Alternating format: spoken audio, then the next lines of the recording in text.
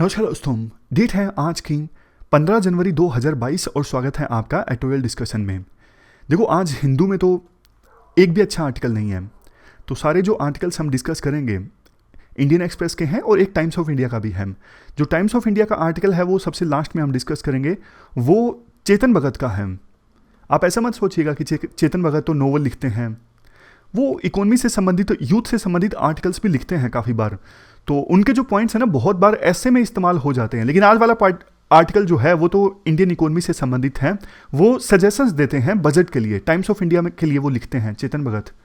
आमतौर पे उनके आर्टिकल्स हम डिस्कस करते नहीं हैं। उसके बाद दो और आर्टिकल्स जो हम डिस्कस करेंगे, एक श्याम शरण का है, इंडियन एक्सप्रेस में आज आया है। श्याम शरण पहले फॉरेन सेक्रेटरी थे, उन्होंने सियाचिन इशू के बारे में लिखा है। और सबसे लास्ट में जो आर्टिकल हम डिस्कस करेंगे वो डिस्कस करेंगे वुमेन रिजर्वेशन से संबंधित। ये क्वेश्चन है जो आपको अटेम्प्ट करना है। Do you think status of Indian women will see an uplift with more reservation for women in Indian parliament? Parliament में अगर महिलाओं को रिजर्वेशन दिया जाता है तो क्या इससे महिलाओं का जो स्टेटस है वो इंक्रीज होगा? ये आपको बताना है 250 वर्ड्स में। उसके बाद बान की मून का कोट है, climate change is simply the greatest collective challenge we face as a human family. हम सारे जो लोग पूरे अर्थ पर रहते हैं, फैमिली ही हुए एज बीइंग ए ह्यूमन, तो हम सब देखो जो सबसे बड़ा कलेक्टिव चैलेंज फेस कर रहे हैं ना, वो है क्लाइमेट चेंज। तो क्लाइमेट चेंज के बारे में आपको कुछ लिखना हो तब ये कोट आप इस्तेमाल कर सकते हो। ये कुछ डेटा है डिफेंस स्पेंडिंग से संबंधित। देखो, वर्ल्ड में टोटल सभी देश मिला के जितना मिलिट्री पर स्पेंड करते हैं ना, उसका 3.7% इंडिया मिलिट्री पर स्पेंड करता है। यानी तीसरे नंबर पे सबसे ज़्यादा पैसा इंडिया ही खर्च करता है मिलिट्री के ऊपर।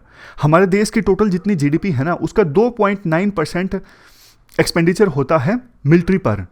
और 2021-22 के बजट में मिलिट्री एक्सपेंडिचर जो है वो इंक्रीज हो गया है 18.75%। अब कितना होगा देखने वाली बात होगी जब बजट आएगा।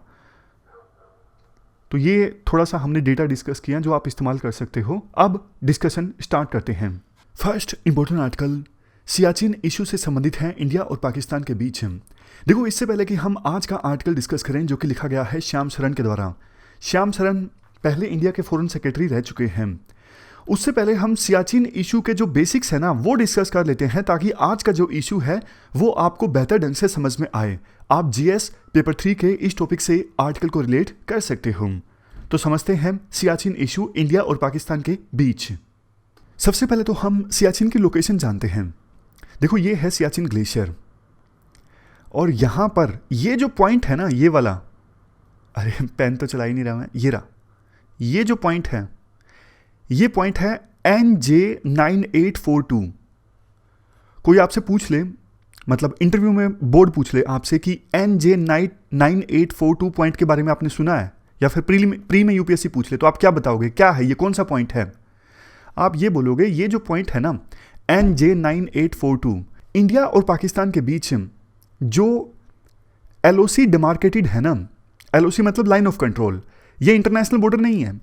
ना तो इंडिया इसे फाइनल बॉर्डर मानता, ना ही पाकिस्तान। जाहिर तौर पर आप समझदार हो, इंडिया के हिसाब से बॉर्डर ये है और पाकिस्तान का अलग क्लेम है, वो आपको पता है। तो अभी लेकिन ये ऊपर वाला एरिया जो है वो पाकिस्तान के कंट्रोल में है और नीचे वाला एरिया हमारा है फिलहाल। मतलब हमारी फोर्सेस यहाँ पे हैं, ऊपर नहीं है। ये इस ऊपर वाले एरिया में पाकिस्तान की फोर्सेस हैं। तो ये जो पॉइंट है ना, यहां तक तो LOC डिमार्केट हुई है, लेकिन उसके बाद नहीं हुई है। मतलब जहां तक LOC डिमार्केट हुई है ना, उसके नॉर्दर्न मोस्ट पॉइंट को कहा जाता है NJ9842। NJ9842 पॉइंट से लेके इंदिरा कोल पॉइंट तक, यहां पर देखो, पाकिस्तान कहता है यहां से लेके काराकोरम तक जो पॉइंट जाता है, एक्चुअल में बॉर्डर ये होना चाहिए और सियाचिन ग्लेशियर पाकिस्तान की टेरिटरी के अंदर आना चाहिए, ये कहना है पाकिस्तान का। जबकि इंडिया का ये कहना है यहां पे LOC है। एक बार मैं इसको इरेज कर देता हूं। इंडिया का ये कहना है यहां पे ये जो LOC है, ये पॉइंट आ जाता है NJ9842। यहां से लाइन जो है वो इस प्रकार से जाएगी, ये इंडिया का कहना है। इंडिया के अनुसार सियाचिन ग्लेशियर इंडिया की टेरिटरी के अंडर आना चाहिए। अभी सियाचिन ग्लेशियर पर इंडिया की फोर्सेस तैनात हैं। देखो एक्चुअल में हुआ क्या था, आपको पता है 1947-48 में युद्ध हुआ था इंडिया और पाकिस्तान के बीच, और 1949 में एक सीज फायर एग्रीमेंट साइन होता है जिसका नाम है Karachi cease fire agreement of 1949। इस एग्रीमेंट के अनुसार देखो यहां तक तो लाइन ऑफ कंट्रोल को ड्रा कर दिया था, उसके बाद आगे की लाइन को ड्रा नहीं किया गया क्योंकि ये पूरा ग्लेशियर है। यहां पे सियाचिन ग्लेशियर पूरी बर्फ जमी रहती है, तो दोनों देशों की तरफ से एज्यूम कर लिया गया कि आगे लाइन ड्रा करने का कोई फायदा है नहीं, वैसे भी बर्फ के टुकड़े के लिए कौन लड़ेगा। तो इंडिया ने अपनी तरफ से ये एज्यूम कर लिया कि यहां तक तो लाइन ऑफ कंट्रोल ड्रा ही है, NJ 9842 से आगे LOC इस प्रकार से जाएगी, ये इंडिया ने एज्यूम कर लिया। और इंडिया के अनुसार जो सियाचिन ग्लेशियर है वो हमारी टेरिटरी है, और यहां के बाद यानी NJ 9842 के बाद लाइन ऑफ कंट्रोल इस प्रकार से जाएगी, लेकिन ड्रा नहीं की गई थी, एज्यूम किया गया था इंडिया के द्वारा। और पाकिस्तान ने अपनी तरफ से यह एज्यूम कर लिया NJ 9842 पॉइंट के बाद LOC जाएगी सीधी, यानी इस प्रकार से यह पाकिस्तान की तरफ से एज्यूम किया गया था। मतलब लाइन ड्रा हुई एक्चुअल में यहीं तक, और ये 110 किलोमीटर का हिस्सा छोड़ दिया गया। इंडिया ने सोचा कि यहां से जाएगी और पाकिस्तान ने सोचा इस प्रकार से यहां से लाइन जाएगी, लेकिन छोड़ दिया गया था, इस लाइन को ड्रा नहीं किया गया था 1949 के सीज फायर एग्रीमेंट में। दोनों देशों ने सोचा था कि हर दम तो बर्फ जमी रहती है, टेरेन इतना ज़्यादा डिफिकल्ट है, बर्फ के टुकड़े के पे कौन ध्यान दे, समझ गए। लेकिन पाकिस्तान ने क्या किया, 1983 में यहां पे अपनी ट्रूप्स को भेजना स्टार्ट कर दिया ताकि इस पूरे सियाचिन ग्लेशियर पर अपना कब्जा इस्टेब्लिश किया जा सके। तो इंडिया को पता लग गया कि पाकिस्तान चालाकी कर रहा है, तो पाकिस्तान की चालाकी को पहचानते हुए हमारी आर्मी के द्वारा एक ऑपरेशन चलाया गया था 1984 में। ऑपरेशन का नाम था ऑपरेशन मेघदूत। ये ऑपरेशन सफल रहा था, और आज के समय में सियाचिन ग्लेशियर पर हमारी फोर्सेस तैनात हैं। सियाचिन ग्लेशियर के जो हाई पॉइंट्स हैं, उन हाई पॉइंट्स पर हमारी फोर्सेस तैनात हैं, और यहाँ पे देखो जो लो पॉइंट्स हैं, लो पॉइंट्स पर पाकिस्तान की फोर्सेस तैनात हैं। तो आप इफेक्टिवली कह सकते हो कि आज सियाचिन ग्लेशियर जो है वो इंडियन टेरिटरी के अंडर आता है। देखो यहाँ पर क्लाइमेट जो है बहुत ज़्यादा डिफिकल्ट है, यहाँ पर क्लाइमेट की वजह से बहुत से जवानों की डेथ हो गई है। डिफ़िकल्ट क्लाइमेट की वजह से पाकिस्तान की आर्मी को भी बहुत नुकसान हुआ है पिछले कुछ सालों में। इसी वजह से पाकिस्तान बार बार कहता है कि सॉल्यूशन निकाला जाए सियाचिन कन्फ्लिक्ट का, और दोनों देशों की जो आर्मी है वो इस पूरे ग्लेशियर को छोड़ के चली जाएं। लेकिन पाकिस्तान का देखो विश्वास नहीं किया जा सकता। पाकिस्तान पीठ में छुरा घोंप सकता है, धोखा दे सकता है। ऐसा ना हो जाए कहीं इंडिया जो है अपनी फोर्सेस को नीचे ले जाए और पाकिस्तान बाद में अपनी ट्रूप्स को भेज के सियाचिन ग्लेशियर के हाई पॉइंट्स पर अपना कब्जा कर ले। स्ट्रेटेजिक इंपॉर्टेंस देखो काफ़ी ज़्यादा है सियाचिन ग्लेशियर की। आप देख सकते हो इस साइड पाक ऑक्यूपाइड कश्मीर है, ये LOC है, और यहाँ पे हमारा जम्मू एंड कश्मीर है। ऊपर ये एरिया है जो पहले पाकिस्तान के पास था, लेकिन पाकिस्तान ने चाइना को दे दिया है। सक्सम वैली है यहाँ पे, ये वो एरिया है जो पहले पाकिस्तान के पास हुआ करता था, लेकिन 1960s में इस एरिया को पाकिस्तान ने दे दिया चाइना को। तो ट्रायंगुलर शेप है इसकी सियाचिन ग्लेशियर की, देखो इस प्रकार से। एक तरफ वो एरिया जो पाकिस्तान ने चाइना को दे दिया यानी सक्सम वैली, यहाँ पे पाक अधिकृत कश्मीर, और नीचे हमारा जम्मू एंड कश्मीर। अगर ये सियाचिन ग्लेशियर पाकिस्तान के पास चला जाता है, एक तो देखो हमारे लद्दाख रीजन पे डायरेक्टली नज़र रखी जा सकेगी पाकिस्तान के द्वारा, खास करके ले से लेके श्रीनगर हाईवे पर, ले श्रीनगर हाईवे पर नज़र रखी जा सकेगी पाकिस्तान के द्वारा, और लद्दाख रीजन पर नज़र रखी जा सकेगी। इसलिए स्ट्रेटेजिक इंपॉर्टेंस काफ़ी ज़्यादा है, हमारे लिए भी ये काफ़ी इंपॉर्टेंट है। सियाचिन ग्लेशियर से हम पाकिस्तान पर नज़र रख सकते हैं, और सक्सम वैली जो पाकिस्तान के द्वारा दे दी गई है चाइना को, इस पर नज़र रख सकते हैं। ये ऊपर वाली वैली, ये सियाचिन ग्लेशियर है ट्रायंगुलर शेप में, ये ऊपर वाली वैली, इस पर हम नज़र रख सकते हैं। ये पाकिस्तान के पास थी, लेकिन 1960s में पाकिस्तान ने चाइना को दे दी, तो इफेक्टिवली ये भी हमारी ही है क्योंकि ये जम्मू एंड कश्मीर का पार्ट है। अगर देखो सियाचिन ग्लेशियर पाकिस्तान के पास चला जाता है तो यहाँ इस रीजन में चाइना के साथ डायरेक्ट कनेक्टिविटी हो जाएगी पाकिस्तान की। यहाँ पे देखो ये सीधा डायरेक्ट कनेक्टिविटी पाकिस्तान की चाइना के साथ हो जाएगी, जो इंडिया के इंटरेस्ट के लिए ठीक नहीं है। इसलिए हम पाकिस्तान पर विश्वास नहीं कर सकते। नुकसान काफ़ी होता है, पैसा भी लगता है और जवानों की अमूल्य जानें भी जाती हैं क्लाइमेट के कारण, लेकिन स्ट्रेटेजिक इंपॉर्टेंस काफ़ी ज़्यादा है, इसलिए हम पाकिस्तान पर विश्वास करते हुए अपने ट्रूप्स को नीचे नहीं ले जा सकते। इवन एक फेमस सेकुलर हैं जिन्होंने सियाचिन के बारे में बोला था कि इस बर्फ़ के पूरे टुकड़े में कुछ नहीं है लड़ने के लिए, और इंडिया और पाकिस्तान इस बर्फ़ के टुकड़े के लिए लड़ रहे हैं। इसका एग्जाम्पल तो वही दिया जा सकता है जैसे दो गंजे कंघी के लिए लड़ रहे हों। दो गंजे कंघी के लिए लड़ रहे हों, एक ऐसी चीज़ जो गंजों के किसी काम की नहीं है। उसी प्रकार से फेमस सेकुलर ने कहा था ये सियाचिन ग्लेशियर इंडिया और पाकिस्तान के लिए किसी काम का नहीं है।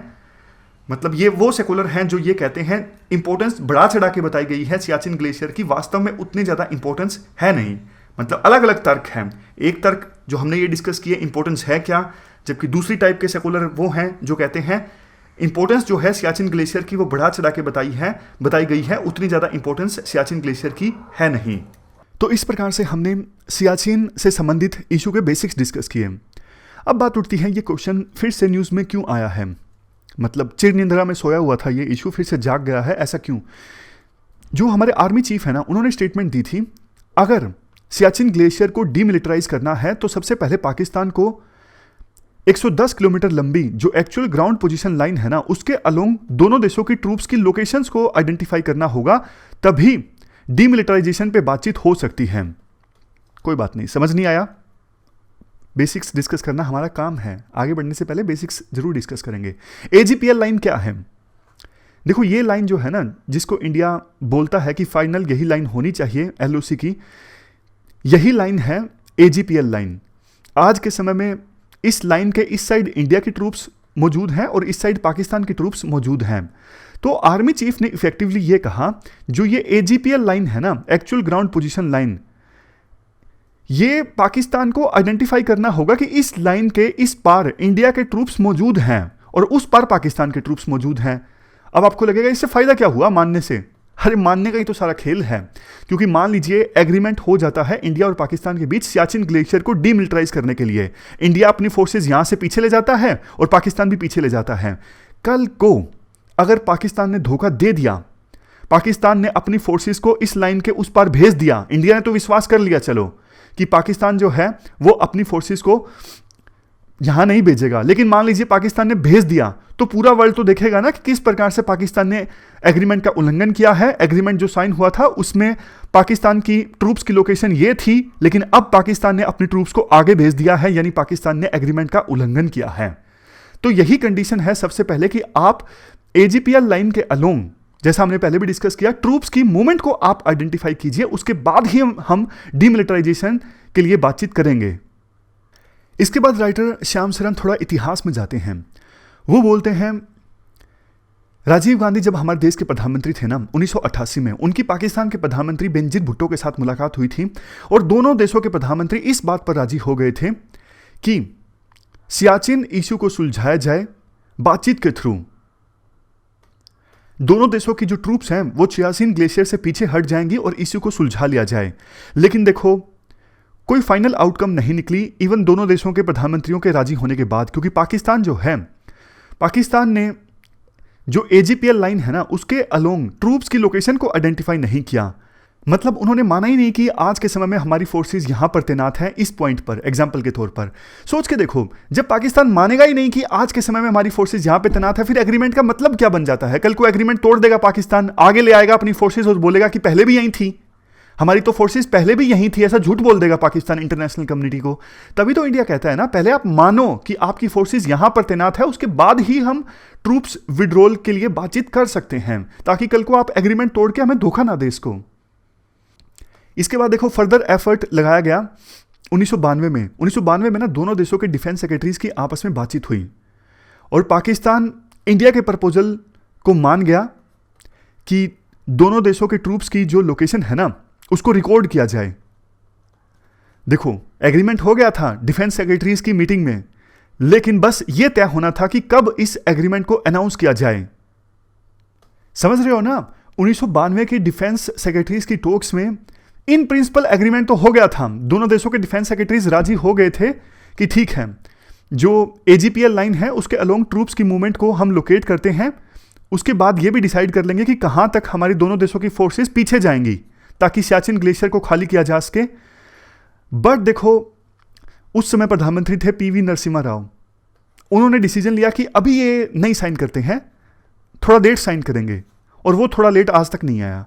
साइन हो जाता तो कितना अच्छा होता। देखो, 1992 के बाद बारी आती है 2006 की। 2006 में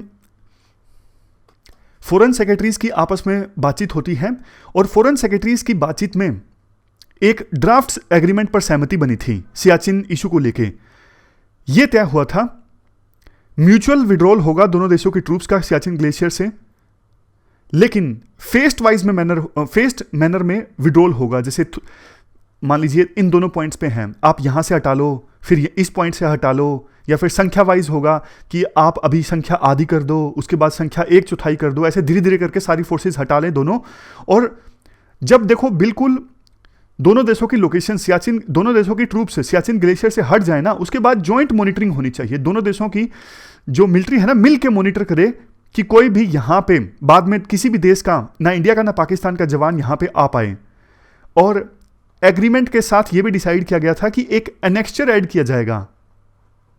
एनेक्स्चर में जो एक्स्ट्रा इंफॉर्मेशन होती है ना वो ऐड किया जाएगा, जिसमें उस एनेक्स में प्रॉपर करंट लोकेशंस होंगी कि इंडिया की फोर्सेस अभी कहां पे तैनात है, कहां तक वो आ सकती हैं, और पाकिस्तान की फोर्सेस कहां पे तैनात हैं, वो कहां पर आ सकती हैं। तो एनेक्स्चर में सारी इंफॉर्मेशन होंगी। ये बात कही गई थी जो ड्राफ्ट एग्रीमेंट बनाया गया था उसमें। तो ये जो एग्रीमेंट था ना वो अच्छा था, जिसमें डिसाइड हुआ था कि पहले लेस रिस्की एरिया से ट्रूप्स को हटाया जाएगा, फिर उसके बाद सेंसिटिव एरिया से धीरे धीरे करके ट्रूप्स को हटाया जाएगा। लेकिन देखो, जैसे 1992 का जो ड्राफ्ट एग्रीमेंट था उस पर विरोध हो गया, उसी प्रकार से 2006 में भी जिस ड्राफ्ट एग्रीमेंट पर सहमति बनी थी उसका विरोध हो गया। तो लास्ट में राइटर ये बोलते हैं कि अगर देखो इस इशू पर दोनों देश फिर से बातचीत करते हैं तो ये एक अच्छी चीज़ है। वैसे भी वहाँ पर दोनों देशों के जवानों की डेथ होती है, इतना सारा पैसा जाता है दोनों देशों का, जबकि दोनों देश उस पैसे का इस्तेमाल कर सकते हैं गरीबी से लड़ने के लिए। तो ये एक अच्छी चीज़ है अगर इस इशू पर किसी प्रकार का कोई एग्रीमेंट साइन होता है। चलते हैं आगे। इसके बाद नेक्स्ट आर्टिकल वुमेन रिजर्वेशन से संबंधित है, मतलब पार्लियामेंट में और स्टेट असेंबलीज में महिलाओं को 33% आरक्षण। आप जीएस पेपर 3 के इस टॉपिक से आर्टिकल को रिलेट कर सकते हो। अभी देखो, प्रेजेंट लोकसभा में महिलाओं की रिप्रेजेंटेशन है 14%, और आज़ादी के बाद से ही महिलाओं की रिप्रेजेंटेशन फिलहाल लोकसभा में हाईएस्ट है। बट देखो, ग्लोबली अगर देखें तो वेरियस असेंबलीज में दूसरे देशों की जो पार्लियामेंट्स या फिर असेंबलीज हैं, एवरेज महिलाओं की रिप्रेजेंटेशन है 24%। तो ग्लोबल एवरेज से हमारे देश में लोकसभा में महिलाओं की रिप्रेजेंटेशन अभी भी काफ़ी कम है। और 1950 में जब पहली बार लोकसभा गठित हुई थी तो उस समय महिलाओं की रिप्रेजेंटेशन थी सिर्फ 5%। तो पिछले 70 सालों में हम सिर्फ 9% महिलाओं की रिप्रेजेंटेशन को इंक्रीज कर पाए हैं लोकसभा में। और वैसे देखो, काफ़ी सारे हमारे पड़ोसी देश और ऐसे देश जहां पे महिलाओं की कंडीशन काफ़ी ख़राब है, जैसे अफगानिस्तान, पाकिस्तान, सऊदी अरेबिया, इन देशों में भी महिलाओं की जो रिप्रेजेंटेशन है वो भारत के अपेक्षाकृत काफ़ी अच्छी है। अफगानिस्तान को देखो यहाँ पे छोड़ दीजिए, क्योंकि अफगानिस्तान में वो आपको पता है तालिबान का रूल आ चुका है, और वहाँ पर तो महिलाओं की कंडीशन तालिबान के रूल में काफ़ी ज़्यादा ख़राब हो गई है, और इवन गर्ल्स को स्कूल जाने से रोका जा रहा है। तो अफगानिस्तान को आप छोड़िए। अगर हम वेरियस स्टेट्स की बात करें, कुछ स्टेट्स तो ऐसे हैं जैसे त्रिपुरा, नागालैंड, अरुणाचल प्रदेश, हिमाचल प्रदेश और पुराना जम्मू एंड कश्मीर। इन राज्यों में एक भी वुमेन एमपी नहीं है। सोच के देखिए, एक भी वुमेन एमपी नहीं है इन राज्यों में। जबकि नागालैंड तो ऐसा राज्य है जहां पर एक भी महिला एमएलए नहीं है। तो ऐसी सिचुएशन में क्या फिर से डिमांड नहीं उठनी चाहिए कि महिलाओं को रिजर्वेशन प्रोवाइड किया जाए वेरियस स्टेट असेंबलीज में और पार्लियामेंट में। बिल्कुल ठीक समय है ये मांग उठाने का कि महिलाओं को रिजर्वेशन मिलना चाहिए। देखो 22 साल हो गए उस बात को जब सबसे पहले वुमेन रिजर्वेशन बिल प्रेजेंट किया गया था पार्लियामेंट में 1996 में। उसके बाद 1998 में, 1999 में और 2008 में फिर से वुमेन रिजर्वेशन बिल को पार्लियामेंट में प्रेजेंट किया गया। लेकिन जैसे ही लोकसभा डिसॉल्व हो गई, ये जो बिल थे अपने आप लैप्स हो गए और काफ़ी सारे लीडर्स की तरफ से विरोध देखने को मिला वुमेन रिजर्वेशन बिल का। शरद यादव जो उस समय लीडर हुआ करते थे जेडीयू के, उन्होंने तो ये स्टेटमेंट दे दी थी कि जो परकटी महिलाएं आएंगी वो हमारी महिलाओं के लिए काम नहीं करेंगी।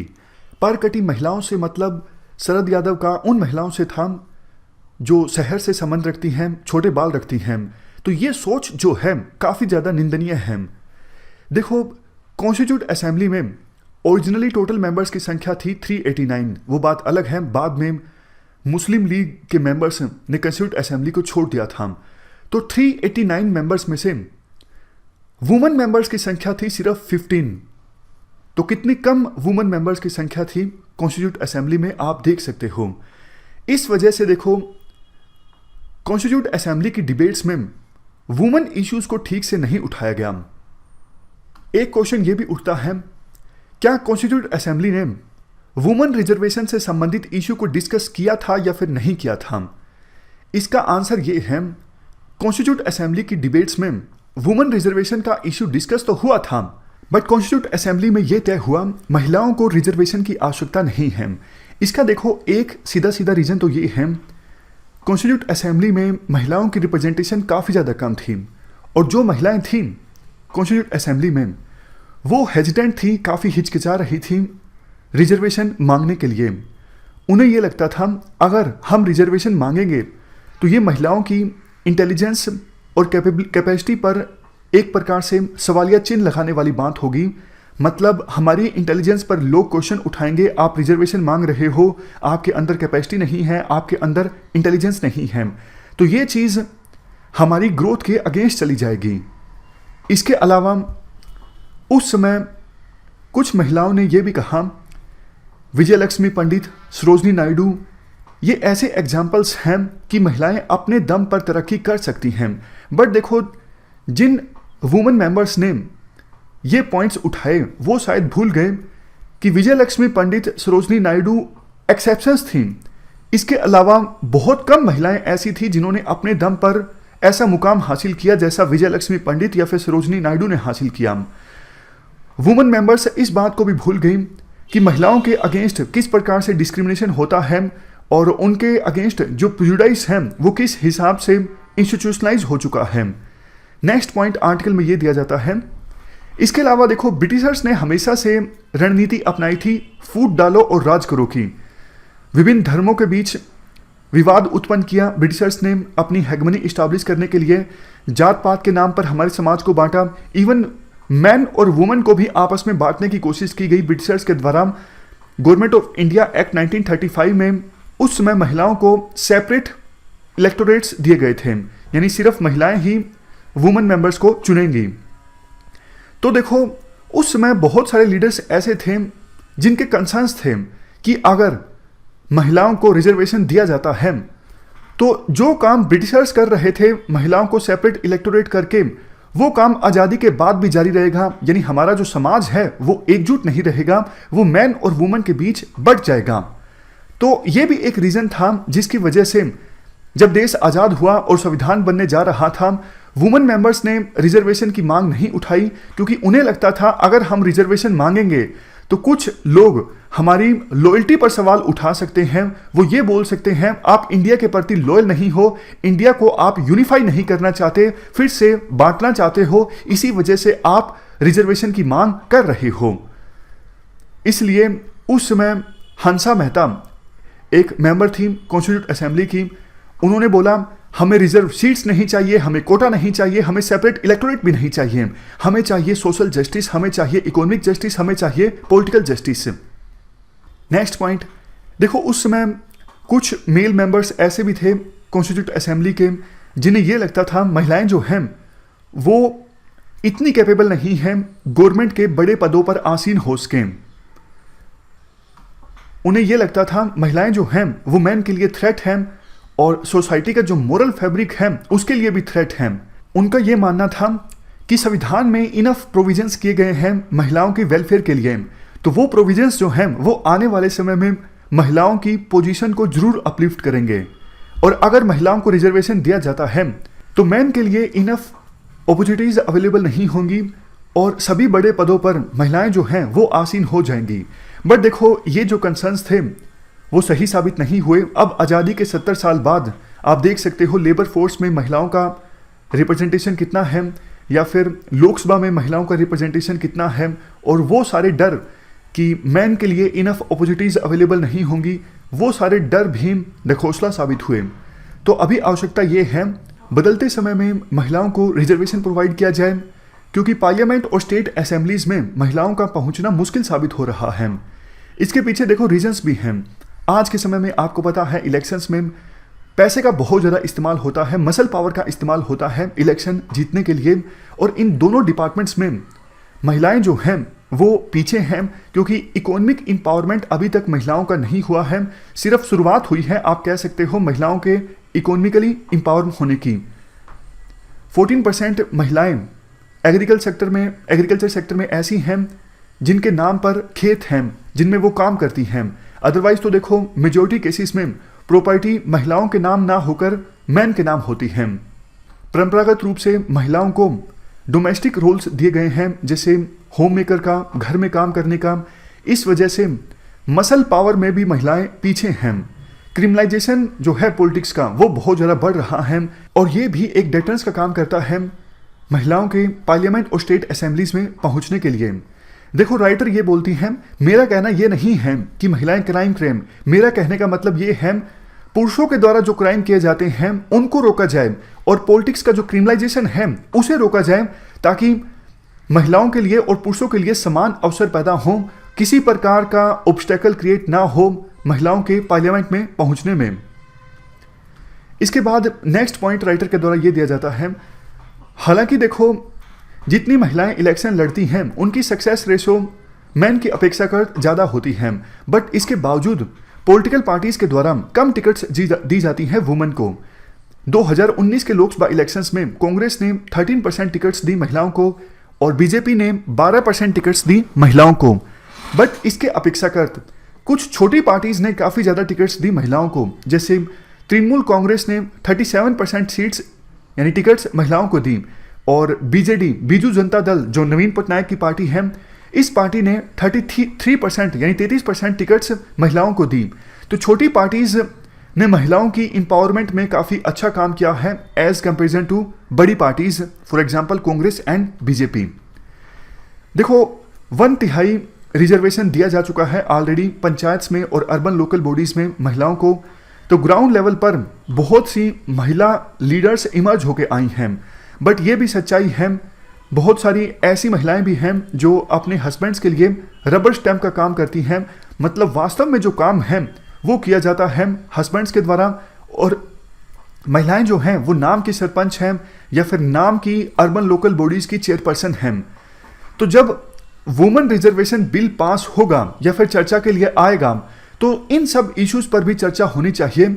जो कमियां पंचायत में और लोकल बॉडीज में वुमेन रिजर्वेशन में रह गई हैं उन कमियों को दूर किया जाए पार्लियामेंट और स्टेट असेंबलीज में जब महिलाओं को रिजर्वेशन दिया जाए। तो यही आर्टिकल में कहा जाता है लास्ट में भी सीरियस डेलिब्रेशन की आवश्यकता है, लेकिन डिमांड उठनी चाहिए ग्राउंड लेवल से।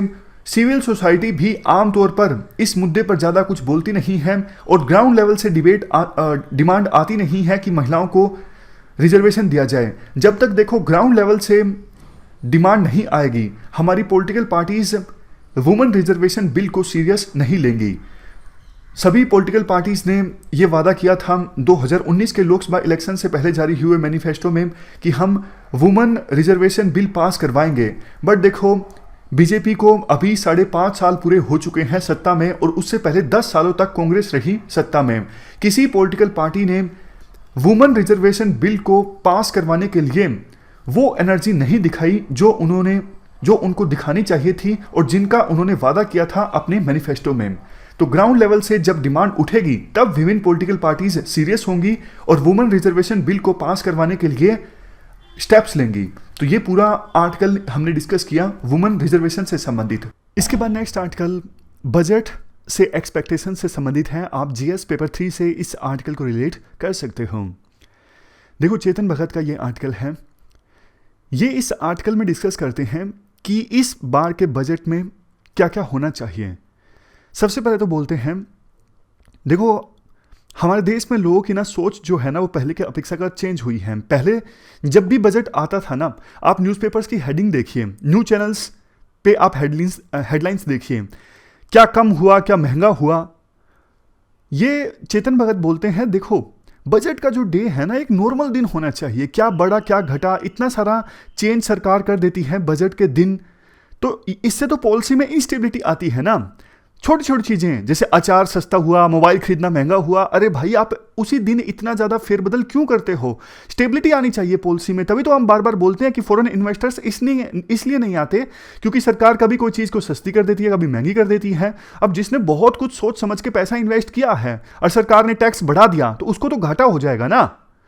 तो आज के समय में ना लिबरल इकोनॉमीज की ये नीड है कि सरकार की इंटरफेरेंस कम से कम होनी चाहिए। एक बार आपने जैसे एक सिंगल टैक्स आपने लगा दिया तो मतलब लगा दिया, उसके बाद अनटिल अनलेस बहुत ज़्यादा जरूरी हो बार बार आप उस टैक्स को चेंज मत कीजिए। जैसे सेस और सरचार्ज है, अभी इतने इतने सेस और सरचार्ज सरकार लगाती है, क्यों ना आप उसको सिंप्लीफाई कर दो। इफेक्टिवली बता दो आप कितना परसेंट टैक्स लगेगा, 21% लगेगा, 22% लगेगा, उसके ऊपर फिर आप सेस और सरचार्ज मत बताओ, फाइनल एक फिगर बता दो कि इतना टैक्स हम आपसे लेने वाले हैं। कुछ सजेशंस देते हैं। जैसे सबसे पहला तो सजेशन यही है, सिंप्लीफाई द टैक्स कैलकुलेशंस। इस साल के बजट में जिसको नाम दिया जाए बजट के बजाय एनुअल इंडियन रिफॉर्म्स डे, यानी इस दिन इकोनॉमी में जो रिफॉर्म्स सरकार लाना चाहती है वो लाए सरकार, इसलिए बजट नाम ना होके एनुअल इंडियन रिफॉर्म डे होना चाहिए इस दिन का। और लोग भी ज़्यादा एक्सपेक्ट ना करें कि हाँ इस दिन सरकार उनको गिफ्ट देगी, सरकार ने रेलवेज में किराया कम किया, ये किया वो किया, नहीं।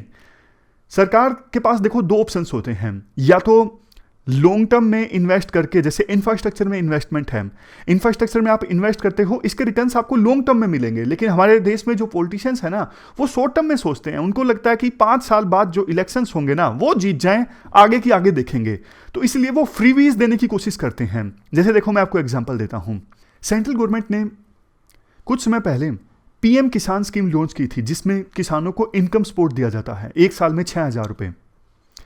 अब देखो एक सॉल्यूशन सरकार के पास ये था कि जितना पैसा आप किसानों को डायरेक्टली दे रहे हो उस पैसे की सहायता से आप इंफ्रास्ट्रक्चर बढ़िया डेवलप कीजिए, मतलब ऐसी पॉलिसीज लेके आइए जिससे किसानों को फायदा हो, जैसे अच्छे सीड्स डेवलप करना, सिंचाई की अच्छी व्यवस्था करना।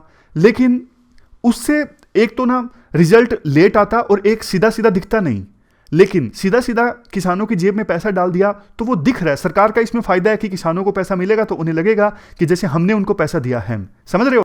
बात देखो एक सरकार की नहीं है, इवन यूपीए की सरकार ने भी उन्होंने लोन माफ किए थे, जबकि लोन माफी का फायदा नहीं होता है। हमने काफी सारे आर्टिकल्स डिस्कस किए हैं, लोन माफी से नुकसान होता है, बल्कि किसानों को राहत देनी है, इस बात पे कतई डाउट नहीं है। कैसे देनी है बात इस पर डिबेट है, मतलब कैसे किसानों को राहत दी जाए।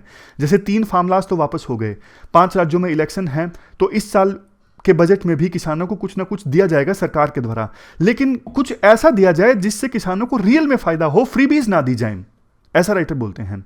नेक्स्ट है मिनिमम वेजेस। देखो आज के युग में चाहे वो डोमेस्टिक हेल्प हो, कंस्ट्रक्शन वर्कर हो या किसी भी सेक्टर में लेबर हो, उनको मिनिमम वेजेस तो मिलने ही चाहिए। इसको लेके सरकार ठोस कानून बनाए और मिनिमम वेजेस जो है वो अच्छे खासे होने चाहिए। कानून तो देखो है ही, लेकिन कोई फॉलो नहीं करता ना। जैसे छुट्टी का प्रावधान भी होना चाहिए, डोमेस्टिक हेल्प जो है जैसे कई बार पूरा महीना काम करते हैं, हफ्ते में कम से कम 1 दिन की उनके लिए छुट्टी होनी चाहिए। तो लोगों की जो डिग्निटी है ना उसका भी ख्याल रखना हमें जरूरी है। नेक्स्ट है एक्सेलेरेटर और ब्रेक पॉलिसी टेस्ट। देखो कई बार सरकार टैक्स रिफॉर्म्स पे फोकस करती है, पिछले काफ़ी सालों में सरकार टैक्स रिफॉर्म्स पे फोकस करती आई है, जैसे जीएसटी आया है। लेकिन अब सरकार को फर्दर एक्सेलेटर दबाना होगा और थोड़ी बड़ी सोच का परिचय देना होगा। जैसे देखो, टूरिज्म एंड ट्रांसपोर्ट इंडस्ट्री पर जो जीएसटी लगता है, सरकार इसे कम कर दे। सरकार बोलेगी हमें रेवेन्यू का नुकसान होगा अगर हम टूरिज्म एंड ट्रांसपोर्ट इंडस्ट्री पर जीएसटी को कम करते हैं। तो खुला दिल यहां पर सरकार को इसलिए दिखाना होगा। बेशक सरकार को टूरिज्म और ट्रांसपोर्ट इंडस्ट्री पर जीएसटी कम करने से रेवेन्यू का नुकसान होगा, लेकिन सोच के देखिए, हमारे देश में अगर टूरिज्म इंक्रीज होगा, अगर वाहनों का आना जाना यानी ट्रांसपोर्ट सेक्टर की ग्रोथ होगी, तो देश की इकोनॉमी को इससे कितना बड़ा फायदा होगा, यह सरकार को सोचना चाहिए। नेक्स्ट है इंडियन स्पेशल एडमिनिस्ट्रेटिव रीजन। देखो, आपने कभी नोटिस किया है ये सिंगापुर, दुबई, हांगकांग, ये कितने बढ़िया बढ़िया शहर हैं। ये वर्ल्ड की ग्लोबल फाइनेंशियल सिटीज है। यहाँ पे दुबई में देखो, ये रियल मायने में ग्लोबल फाइनेंशियल सिटी है। इंडिया भी तो कोई इसी प्रकार की ग्लोबल फाइनेंशियल सिटी बना सकता है ना। एक अलग से इंडिया टेरिटरी कार्व आउट कर दे। मतलब जैसे मान लीजिए गुजरात की गिफ्ट सिटी है, वहां पे अलग से कानून हो।